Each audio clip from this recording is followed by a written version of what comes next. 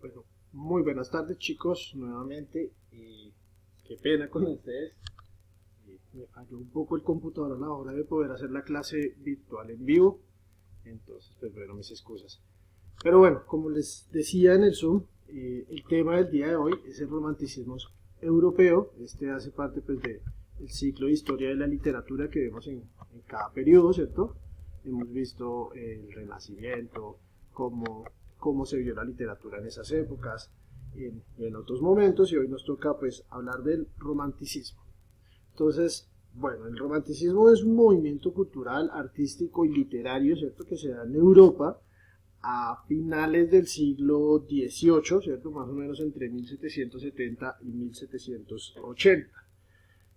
Bueno, se extiende obviamente un poco más, eh, pero tiene como su cuna y su florecimiento en Alemania, porque allá había un movimiento que bueno, se llamaba como Sturmdrang, bueno, no sé cómo se dirá en alemán, no sé alemán, pero bueno, traduce tempestad e ímpetu, ¿cierto? Y a partir de este movimiento pues nacen como las bases de lo que va a ser el romanticismo y se va a extender pues por Europa y va a tener diferentes exponentes frente a lo que es literatura, arte, ¿cierto? Teatro, bueno, empieza a estar presente en la mayoría de eventos culturales de Europa de la época. Vamos entonces a ver las características del romanticismo europeo, cómo era el arte, cómo era la literatura, sobre qué temas se basaban, o ¿sí? qué premisas, cuáles eran sus principios, qué temas abordaban, qué estilos. Para eso, bueno, aquí tenemos este esquema, lo tienen ustedes en su libro en la página 120 y 121. Aquí lo voy a hacer más grande para que podamos ver el orden correcto de este diagrama. Entonces, bueno, características del romanticismo europeo. Entonces, es un movimiento muy diverso. Normalmente es una reacción contra la razón, contra el predominio de la razón. Venimos del neoclasicismo, ¿cierto? Donde se tiene a la razón sobre todas las cosas. En el romanticismo se dice, hey, no, hay que poner más a los sentimientos en general sobre la razón, ¿cierto? Entonces aquí cambia al tema de los sentimientos, pero no solo el amor como digamos llamaría su nombre el romanticismo, no, sino los sentimientos en general, ¿cierto? Como no sé, el patriotismo, el orgullo, la valentía, bueno, muchísimos, lo que llamaríamos más sentimientos, ¿cierto? Algo más humano, y de lado dejando pues como la razón, pues que también es humana, ¿cierto? Pero dejándola como más apartada a lo que es pues como las características de este movimiento. Bueno, a la que se ponen, bueno, valores como el sentimiento puro, ¿cierto? La fantasía, la imaginación y lo natural. Eso es como lo que busca. Entonces, el movimiento del romanticismo tiene como cuatro propuestas principales, ¿cierto? Uno es el rechazo del clasicismo francés, ¿cierto?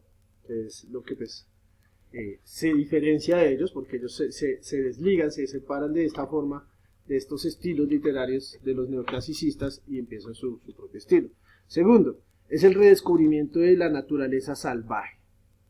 El tercero, la exaltación de lo instintivo y del genio creador. Y por último, la actitud de rebeldía, ¿sí? Como ante lo impuesto, ante el canon y demás. Entonces empieza a dar como, bueno, en la música, digamos, se da como la tendencia hacia lo infinito, hacia lo absoluto. Entonces es como, bueno, considerada como la mejor forma de comunicación y expresión de los sentimientos. Entonces la música se vuelve universal, ¿cierto? Se vuelve un lenguaje por el cual se expresan estos sentimientos. Bueno, ahora vamos a ver un poquito pues la pintura. Muchas de las grandes obras como francesas vienen de este periodo. Bueno, entonces dice, bueno, la pintura como la literatura es la expresión del mundo interior del artista y por tanto no es la representación objetiva de la realidad, por lo que rechazó cualquier imposición de reglas compositivas. Se plasmaban aspectos fantásticos, las emociones o la naturaleza. Entonces, digamos que en la pintura, como también en la literatura, lo que se intenta plasmar en el romanticismo, ya decimos, no es la razón, ¿cierto?, sino los sentimientos, es decir, es el mundo interior, la visión de mundo interior que tiene cada artista, ¿cierto? por lo cual pues no es objetivo, sino que en realidad pues son temas muy subjetivos porque se da a las diferentes interpretaciones, porque tanto la pintura como la literatura pues solo es el mundo interior de ese artista que está expresando ahí, ¿cierto? Entonces hay un rechazo como a las reglas impuestas de composición, de crear de cierta forma, de seguir ciertas reglas de colores en la pintura o ciertas formas de escritura en la literatura. Es como ese rechazo, ¿cierto? Es decir, como queremos una libertad para expresar nuestra naturaleza y nuestras emociones. ¿Qué temas toca el romanticismo? Bueno, aborda temas relacionados con la angustia existencial, ¿cierto? Como ese miedo o esa ansiedad de por qué estar vivo, ¿cierto? Del pensamiento de por qué mi existencia, por qué existo. También está la melancolía, el desengaño, la pasión, el amor, la muerte, el sueño y el destino. Esos son como temas principales que tocaban, no los únicos que se tocan pues en todas las expresiones del romanticismo, sino que pues también hay más, son los principales. Recordemos nuevamente, el romanticismo pues hablamos que es cultural, literario, artístico, no es solo de literatura. Entonces bueno, el estilo que se usa en el romanticismo. Entonces, los escritores emplearon abundancia de adjetivos para aportar matices intensos, tales como, bueno, el negro velo, sonrisa infernal, lúgubre sol, fúnebre ciprés. Bueno, estos son como textos romanticistas donde se usa muchos adjetivos porque lo que se busca plasmar, digamos como en el estilo de escritura romanticista, es la descripción de los lugares y de las escenas, ¿cierto? Lograr una descripción del movimiento de una escena y hacerlo con un matiz muy impecable. Entonces, para ello pues debe abundar como muchísimos adjetivos dentro de estas creaciones para que se logre tal objetivo. Después vamos a ver ejemplos de textos del romanticismo. Entonces, bueno, el uso de palabras cultas y populares. Bueno, digamos que se usan para reflejar de manera adecuada los sentimientos, es decir, que se usa para darle a entender a la gente, digamos, o sea, los cultismos, las palabras cultas, se utilizan, digamos, para expresarse frente a situaciones que requieren, digamos, que en el contexto de lo que se está escribiendo, que sea culto, pero el texto tiende a ser popular, pues como para que se entienda de manera adecuada los sentimientos que se quieren expresar, ¿cierto? Para que sea comprensible hacia las personas. Usa bastantes recursos literarios, los que más predominaban era el uso del hipérbaton, la antítesis, bueno, pues también obviamente usaban metáforas, analogías, silogismos, demás, pero pues estas son como las más utilizadas. ¿Cómo era la cultura en el romanticismo? Entonces ya para finalizar con 4 características más, 5 en total, perdón. Entonces, en el contexto del romanticismo se empieza a gestar en Europa la revolución industrial, ¿cierto? Esto incide en la cultura de Europa porque hay un sentimiento de rebeldía, ¿cierto? De que el proletariado se está soltando sus cadenas, se rebela contra el burgués, quiere lograr, como decirlo así, como una emancipación, ¿cierto? Lucha por sus derechos, entonces la gente tiene un sentimiento de revolución. Entonces, bueno, la aplicación de la prensa de vapor incrementó también la producción escrita, es verdad, ¿cierto? Ya está pues la imprenta hace rato ya inventada, pero entonces se crea la prensa de vapor.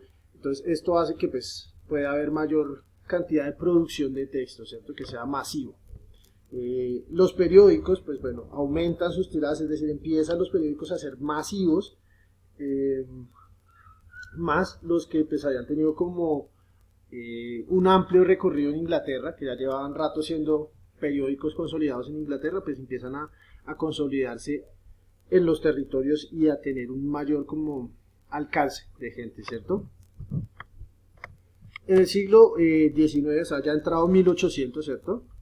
Pues bueno, surge la fotografía, entonces empieza a existir los primeros periódicos ilustrados, ya los periódicos empiezan a tener imágenes, y en la prensa pues empieza el fenómeno de empezar a incorporar la publicidad, que ese fue el negocio de la prensa, en resumidas cuentas, que es la publicidad, que es como ellos ganan dinero. se empiezan, bueno, a perfeccionar técnicas de persuasión, es decir, del discurso, ¿cierto? De hablar bien. ¿Por qué? Porque empieza a aumentar la oferta. Entonces, al aumentar la oferta, pues la gente quiere acaparar puestos, quiere tener buenos cargos, buen trabajo, buenas cosas. Entonces empieza a haber como un ánimo de competencia, de que hay que prepararse, de que hay que ser cultos también.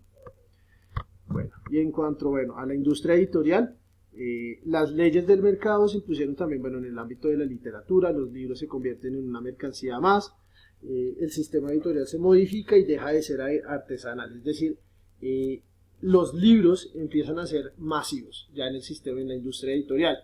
Ya el libro deja de ser ese que era solo para las clases altas porque era muy costoso y se hacían muy pocos, a pues tener ya un mercado consolidado donde hay una demanda grande y se empieza a hacer masiva la venta de textos en esta época.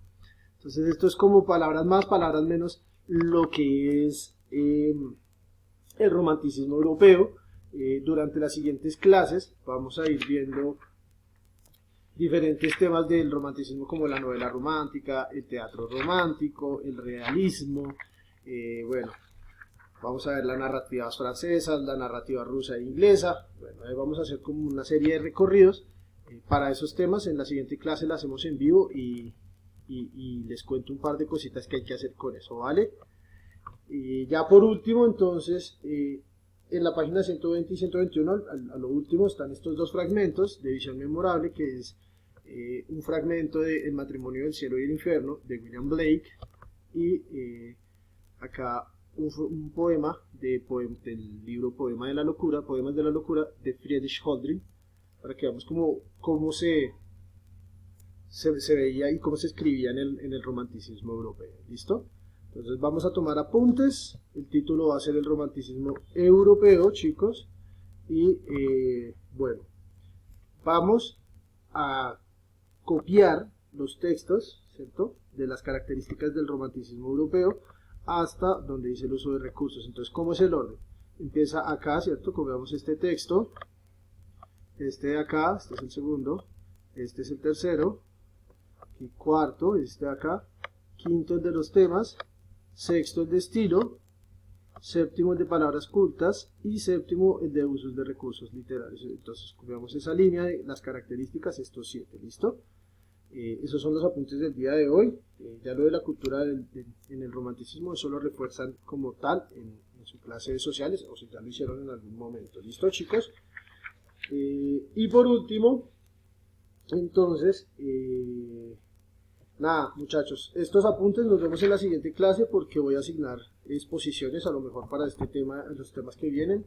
Entonces, ahí estamos organizando. ¿Listo, muchachos? Espero las evidencias de estos apuntes. Por favor, recuerden que tomo en cuenta ortografía, caligrafía y todas estas características de estilo.